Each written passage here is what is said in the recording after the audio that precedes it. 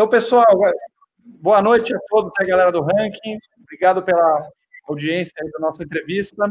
Obrigado ao Marcel, que com tantas atribuições aí deu um momento do seu tempo para essa entrevista. O Marcel, como você sabe, é cientista político, jornalista, foi deputado estadual do Rio Grande do Sul e agora é eleito pela primeira vez deputado federal pelo Rio Grande do Sul, pelo Partido Novo, e num movimento bastante ousado, já declarou a sua candidatura à presidência da Câmara. Então, Marcel, conta um pouco, pessoal, ainda primeiro para entender um pouco melhor o cenário. O que faz o presidente da Câmara? Qual a importância para o cenário político brasileiro, para os nossos seguidores poderem ter mais conhecimento sobre o assunto? Olha, em primeiro lugar, obrigado pela oportunidade. Eu sou fã do trabalho de vocês, do Ranking dos Políticos. É muito importante a gente ter essa aproximação com o cidadão. Muitas coisas ruins, erradas acontecem na política por falta de transparência, por falta de controle da sociedade, por falta de participação, e vocês têm funcionado muito bem como elo entre os políticos e a sociedade, justamente levando mais transparência aos atos daqueles que estão aqui na Câmara dos Deputados, que estão exercendo poder, por representação. Acho que isso é muito importante, né? Nós elegemos representantes, pessoas que precisam representar a sociedade durante um determinado período de tempo e precisam representar bem. Eu estou concorrendo à presidência da Câmara dos Deputados. Foi algo inicialmente pensado mais para levar as nossas ideias ao debate, para que o Partido Novo pudesse se posicionar e ter as suas ideias divulgadas, mas acabou criando chamando a atenção de muito mais gente do que a gente imaginava, e agora a gente está aqui com vocês também, com tantos outros canais de comunicação, seja nas redes sociais ou na mídia tradicional, perguntando quais são as nossas viabilidades e o que nós gostaríamos de fazer se chegássemos à presidência da Casa. Respondendo a tua pergunta, o que faz um presidente da Câmara? O presidente da Câmara, na verdade, ele é o representante do Poder Legislativo. Cada um dos poderes tem um representante. O Poder Executivo, ele é o presidente da República, e junto com o vice, são eleitos por um mandato de 4 anos.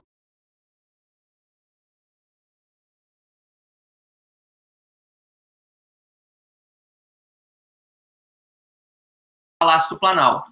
Depois nós temos o Poder Judiciário, cujo representante maior é o Supremo Tribunal Federal, que tem 12 ministros e que também internamente tem um sistema de rodízio, elegem o seu presidente temporariamente. E nós temos o Poder Legislativo, com 513 deputados federais e 81 senadores, que representam o povo brasileiro. Na verdade, a Câmara representa o povo mesmo, na sua proporcionalidade. É verdade que não exatamente como deveria ser pela regra de um cidadão, um voto. A Câmara dos Deputados ela acaba tendo uma representação um pouco distorcida, porque há os mínimos e máximos constitucionais. Estados pequenos têm 8 deputados no mínimo e os grandes no máximo 70. É uma limitação constitucional. O Senado, sim, esse representa os estados com 3 senadores por estado.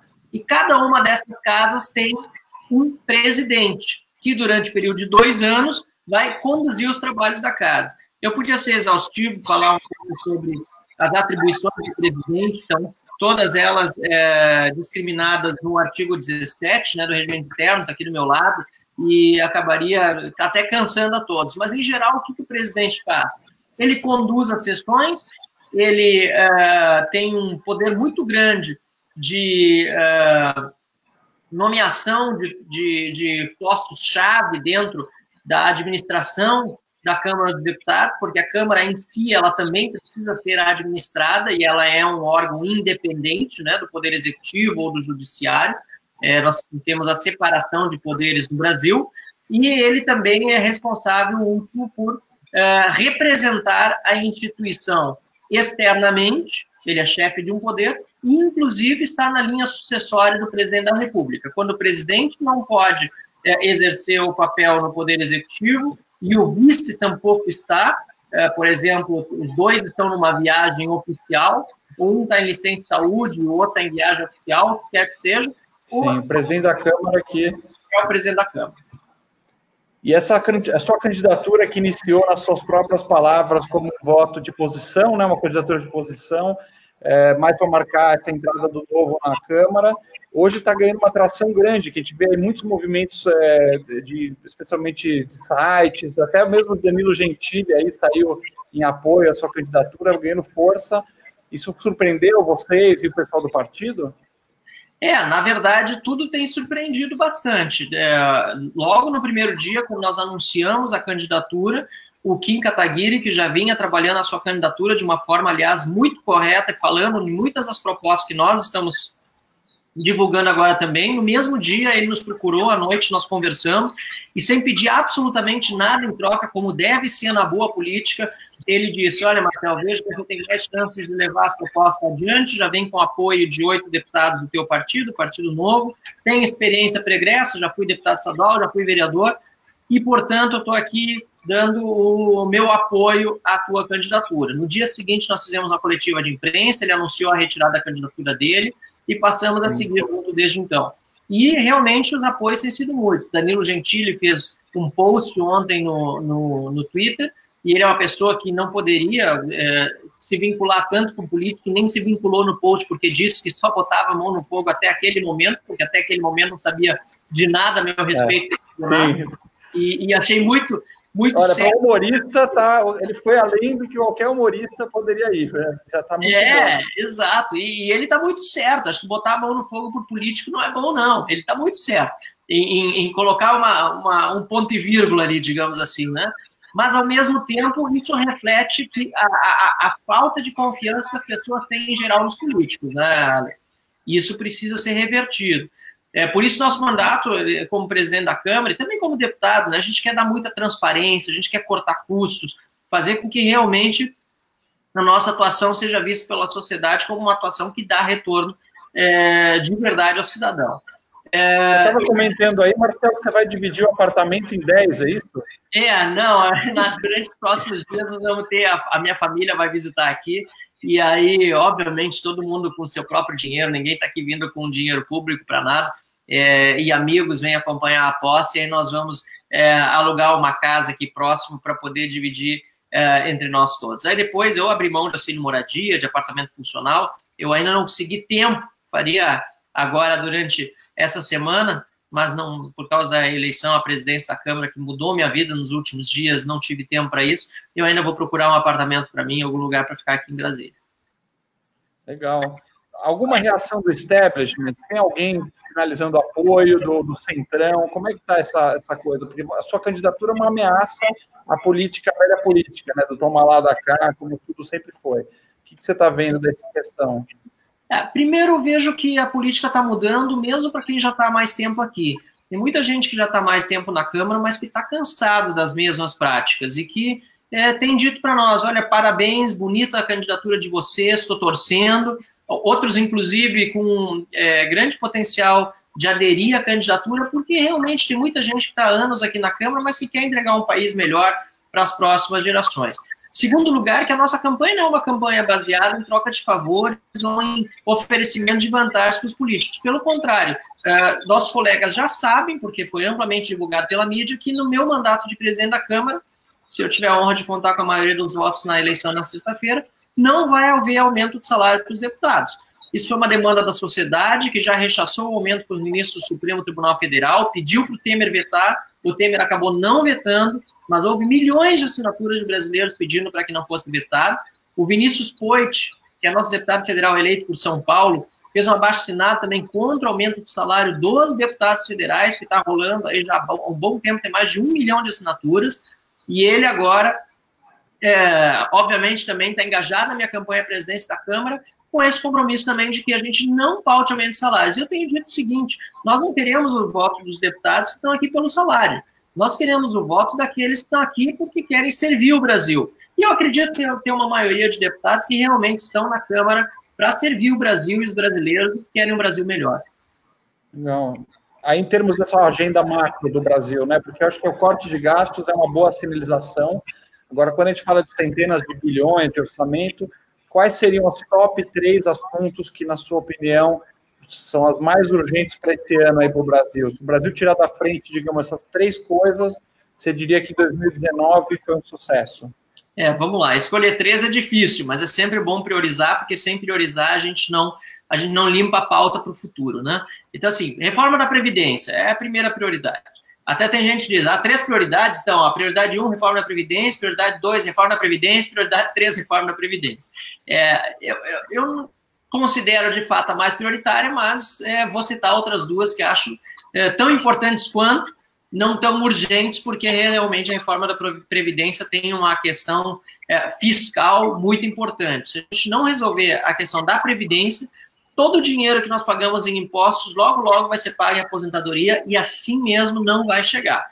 Então, a conta está chegando, o déficit já é enorme, nós temos deficiência no sistema de saúde, educação de baixa qualidade, todos os problemas que nós sabemos que envolvem também falta de gestão, mas falta de recurso.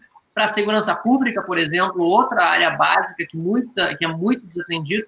E por quê? Porque o dinheiro que deveria estar sendo utilizado nas áreas básicas vai para tapar o déficit da Previdência. E o pior, para justamente financiar as aposentadorias de quem ganha mais. Isso é importante lembrar. Hoje nós tivemos uma palestra aqui no curso Renova Insper, demonstrando que, em média, uma doméstica trabalha 10 anos mais do que sua patroa para se aposentar. Um pedreiro, 10 anos mais do que um empreiteiro para se aposentar. E assim por diante. Nós temos um sistema que é muito injusto com quem ganha menos e que paga altíssimos salários para poucos privilegiados, principalmente do setor público. E a reforma da Previdência, por isso, precisa abarcar todo mundo, né? Com eventuais diferenças que precisam ser discutidas no Congresso, para isso que serve a Câmara, mas todos têm que estar incluídos, militares, inclusive, políticos, inclusive. Então, a reforma da Previdência é urgente. Nós precisamos tirar isso da nossa frente e o Brasil ter alguma perspectiva. Além da reforma da Previdência, Ale, nós precisamos discutir mais 2 reformas, a tributária e a reforma política. A reforma tributária é importante porque ela trata diretamente dos problemas que a sociedade produtiva enfrenta. E reforma tributária significa simplificar o nosso sistema, significa reduzir impostos e significa facilitar a vida de quem quer sair da informalidade, porque a gente cuida muito de quem está na formalidade e muitas vezes se cria uma guerra entre quem é formal e quem é informal, que é tratado pela lei como criminoso, porque está fora do sistema formal, não paga imposto, etc. Mas muitas vezes aquela pessoa que está na informalidade, ela não entra no mercado formal justamente porque a barreira é muito alta, o custo é muito alto, né? Fazer toda a regularização da empresa, registrar, fechar a empresa, nem se fala. Então, nós temos todo um sistema que atravanca o empreendedorismo no Brasil, que dificulta a possibilidade de contratação também, e aí entra tanto da reforma trabalhista que já foi feita, mas precisa avançar. Todos esses temas ligados ao empreendedorismo, à criação de riqueza, à produtividade, precisam ser tratados com urgência. A reforma tributária é a primeira delas, para poder dar vazão às demais reformas que nós precisamos, né? Marcel, sobre esse tema, o governo circulou recentemente uma pré-proposta, né, que unificaria os impostos no IBS, que é o Imposto de Bens e Serviços, no Imposto Seletivo. Você e o Partido Novo já têm uma posição fechada sobre esse caminho? Que tipo de linhas mestras que vocês recomendam para essa reforma tributária? Nós estamos tratando ainda internamente sobre esse assunto, tem várias propostas circulando, e o grande especialista no tema da nossa bancada é o deputado federal Alexis Fontaine, de Campinas. Até ele tem vídeos aí que viralizaram na internet como empresário, falando das grandes dificuldades que ele tem na empresa dele, né? Passa de um estado para outro com seu caminhão, já tem que pagar outro imposto, leva multa, etc. Muitas vezes sem ter sequer acesso à legislação local. Então, ele é um grande especialista no tema, ele tem tratado, teve com o Marco Sintra, inclusive, para falar sobre assuntos mais tópicos, né? Imposto único e outros temas, mas a nossa postura, tanto na reforma da Previdência como na tributária, é deixar o governo trabalhar as suas propostas, porque é ele que vai pautar e mandar para a Câmara, e depois, em cima delas, fazer as nossas considerações. Acho que é a melhor saída nesse momento, até para deixar o governo com a liberdade de propor, e a gente aqui na Câmara depois discute quais são as mudanças que a gente faria. Agora, por exemplo, o Simples Nacional que nós temos, nós ouvimos também hoje mais uma declaração a esse respeito no nosso curso, algo que diferente de qualquer outro país do mundo, onde o Simples é um valor muito menor do que aquele que é praticado no Brasil. Mas por que no Brasil o Simples acabou se expandindo tanto? Porque, afinal de contas, todo o resto do sistema é complicado, né? E o nome já diz tudo. Então, nós precisamos focar em realmente dar para aqueles que têm menos condições as ferramentas tributárias necessárias, e para aqueles que já tiveram empresa um pouco maior, que já estão crescendo, também não penalizá-los a ponto de não quererem jamais sair do sistema mais rudimentar, digamos assim. O Simples tem esse problema. Hoje chega num limite, quando a pessoa chega naquele limite, ela ou decide criar um outro CNPJ para poder passar a vender, porque, afinal de contas, ela vai passar a pagar muito mais imposto depois de sair do Simples, ou o que é pior, ela para de produzir, espera encerrar o faturamento do ano para depois voltar a produzir e vender no ano seguinte.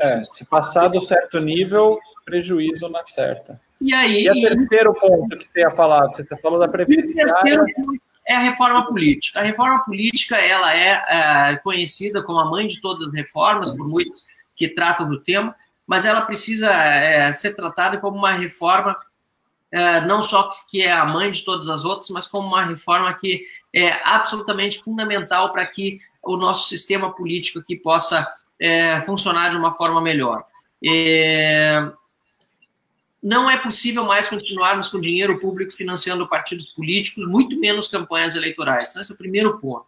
Segundo ponto, a dificuldade das pessoas encontrarem um partido político a que se filiar. Eu sou do Partido Novo, mas tem muitos municípios do interior onde o Partido Novo ainda não chegou, por exemplo, ou que tem filiados, mas daqui a pouco não vai ter candidaturas no local, por ainda uma estruturação que vai levar um tempo.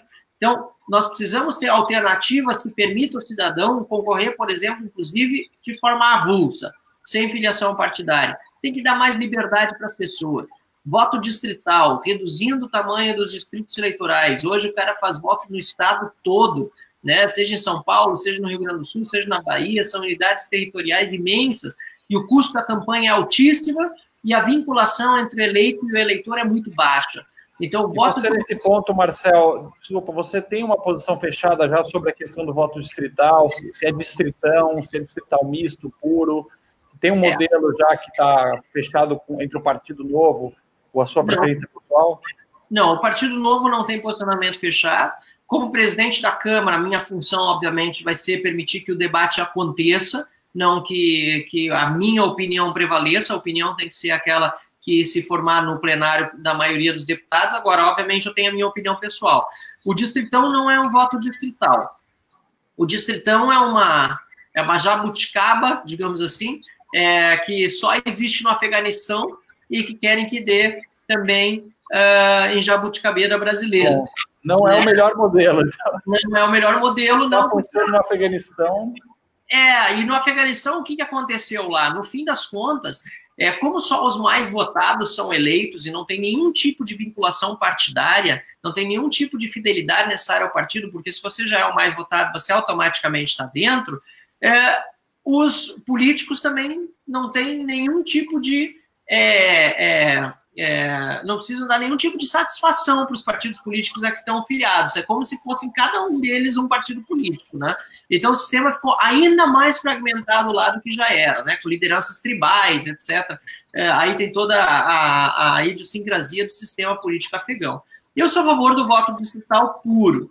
Agora, para se chegar no ideal, obviamente, exige muitas vezes um período de transição. E o voto distrital misto pode ser uma alternativa para isso, né? Você sai do sistema proporcional e cria uma lista partidária flexível, em que os eleitores podem optar, inclusive, dentro da lista por um outro deputado que não seja o primeiro da lista. Esse é o sistema holandês, né? Assim que funciona lá. E, de outro lado, também um sistema distrital de voto. No caso do Rio Grande do Sul, para deixar bem simplificado assim, para quem está assistindo, como é que funcionaria? O Rio Grande do Sul elege 30 deputados federais, 31 na verdade, 31 deputados federais. No sistema distrital puro, seria dividido o Estado em 31 regiões e cada uma dessas regiões elegeria um deputado federal, certo? No distrital misto seria diferente. Em vez de 31, teria 15 regiões, né? 31 dividido por 2 dá 15 e dá 15 mais 16, 31, né? Não dá para cortar no meio. E 15 regiões elegeriam, então, deputados por distritos e os outros 16 deputados seriam eleitos pela forma como é feito hoje. Eu disse que seriam elegidos, seriam eleitos, eu quis dizer. Então, seria um sistema misto, né, porque tem as duas formas, o atual imigração para o estatal puro, e no futuro chegaria-se ao puro para unificar o sistema no Brasil todo. Bacana, obrigado por compartilhar aí a opinião nesse ponto. Sobre a questão do Congresso em si, né, uma vez presidente da Câmara, eventualmente dando tudo certo aí nos seus planos políticos, como domar aí essas velhas práticas de tomar lá da cá, uma cultura política já está totalmente contaminada pela troca de cargos, troca de favores? Você tem alguma ideia sobre isso? Você tem um sangue novo que entrou agora no Congresso, né, que está vindo nessa bandeira da renovação, mas hoje boa parte do Congresso ainda é de políticos de carreira. O que daria para fazer para atacar esse problema? Olha, não tem regra clara, mas quando não tem regra clara para uma coisa, a gente tem que voltar para os princípios, né? E os princípios, eles precisam ser sempre mantidos com firmeza, e nisso eu acredito muito, né? E os meus princípios são baseados na transparência, são baseados na valorização do Estado de Direito, daquilo que é certo, etc. e tal. E sempre que a gente parte dos princípios, a gente tem possibilidade de diálogo com os demais que pensam diferente em tópicos que não sejam controversos, né, quando se fala em princípio. Nós precisamos defender, portanto, aquilo que seja de consenso entre todos e que seja de acordo com o que diz a Constituição, que defende também transparência, defende também nos princípios da administração pública que nós tenhamos eficiência, publicidade dos atos, moralidade, etc. Nós precisamos reduzir muito o custo da Câmara dos Deputados, ainda que seja perto do custo de muitos outros poderes, um custo mais baixo. Mas nós precisamos dar o exemplo. E, para isso, nós precisamos também cortar na própria carne. Nós, do Partido Novo, por exemplo, estamos abrindo mão de nomear metade dos assessores a que nós teríamos direito, e nós vamos economizar na nossa verba de gabinete e em outros gastos que não precisariam ser feitos. Da mesma forma, como presidente da Casa, acredito em dar exemplo. Nós precisamos, em primeiro lugar, dar exemplo para depois cobrar o exemplo dos outros. E buscar conscientizar os demais membros da Casa, que têm a liberdade, dentro daquilo que a lei oferece hoje, a utilizar de forma racional e, eventualmente, também fazer resoluções que possam vir a fazer com que a economia seja mais generalizada e não apenas só na presidência, só no gabinete do deputado A, B ou C. Legal. Marcelo, vou ter que vender o meu peixe aqui um pouco e lembrar aos seguidores que um dos critérios do ranking dos políticos para a pontuação é justamente o corte de gastos.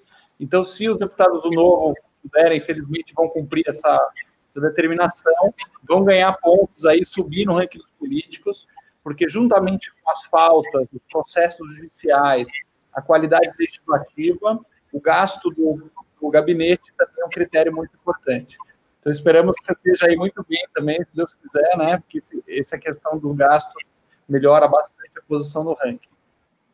Tá certo, pô, com certeza. A gente do Partido Novo vai brigar pelas primeiras posições, pode ter certeza. Primeiras posições aí. Mas mais importante do que brigar pelas primeiras posições, eu sempre digo, é realizar também. Não adianta não gastar um centavo, né, e não entregar nada, né? O que está ali não é uma questão de ser de direito dos deputados, o que eu acho um pouco, parece até que é direito de propriedade individual de cada deputado. Não, nós precisamos prestar contas, ser transparentes e usar o que for necessário, né, de uma forma racional, para atender os eleitores. Eu fiz isso na Assembleia Legislativa do Rio Grande do Sul, economizei 70% da verba de gabinete, nunca retirei uma única diária, né? Abri mão, inclusive, do aumento de salário que tinha sido aprovado na legislatura anterior, e nada disso me impediu de fazer um bom mandato. Aliás, pelo contrário, acabei sendo o deputado federal mais votado do Estado, valorização dos meus eleitores que viram que eu consegui entregar com os recursos que eu utilizei. Seria demagogo dizer aqui, eu conseguiria ter sido deputado sem usar um centavo de dinheiro público. Também é algo que não seria possível. Por quê? Existem certos custos, você precisa ter alguma assessoria, tem que ter qualificação, assessoria, fiz processos seletivos para algumas posições, isso tudo é muito importante. Então, nós temos que ter equilíbrio entre as duas coisas E o Claro, ranking tem está muito certo em fazer número certo, né? Um número ótimo de eficiência. Só citando um caso aqui no Senado, por exemplo, nós tivemos o menor número de assessores por parte do senador Regufe, um exemplo positivo aí, com 8 assessores na equipe total, e o maior número com o senador Fernando Collor, com 72 assessores. Então, a pergunta é se realmente precisa de 72 assessores com o senador, ou se com uma equipe enxuta dá para fazer o trabalho. O que você mandaria aí de recado final aí, Marcel, para os seguidores? Oi? Algum recado final aí para os seguidores que estão aqui na nossa página? Olha, já que está me dando a chance, eu agradeço de novo pela oportunidade. Eu quero pedir para quem está seguindo e que gostou das propostas que me ajude, né? Use a hashtag Marcel Presidente, mande mensagem para os deputados federais das suas bases, dos seus estados, peçam voto, porque nós estamos na reta final, é sexta-feira a eleição, e a pressão social tem ajudado muito pelas redes a mudar o ambiente dentro da Câmara dos Deputados. O ranking dos políticos é um exemplo claro disso, né? Com mais de 1.700.000 seguidores, o impacto que se faz por meio das redes é imensurável, e nós queremos chegar ao segundo turno dessa eleição, e chegando ao segundo turno, com um pouco mais de 100 votos, a gente acredita que é possível chegar no segundo turno, a gente quer vencer. Bacana. Então, pessoal, está aí o recado do Marcel. Se você apoia a trajetória do Marcel, o pleito do Marcel a presidente da Câmara, faça pressão aí no gabinete do seu deputado, lembrando que todos os contatos de todos os deputados estão no site do Ranking dos Políticos. E abrimos aqui o nosso espaço democrático, os demais candidatos à presidência da Câmara também está aberto espaço para poderem ser entrevistados, se assim o desejarem. Tá? A gente agradece muito a atenção de todos e agradeço muito ao Marcel aí pelo tempo despendido. Imagina, eu agradeço, parabéns pelo trabalho aí. Abraço a todos. Abraço, boa noite. Boa noite.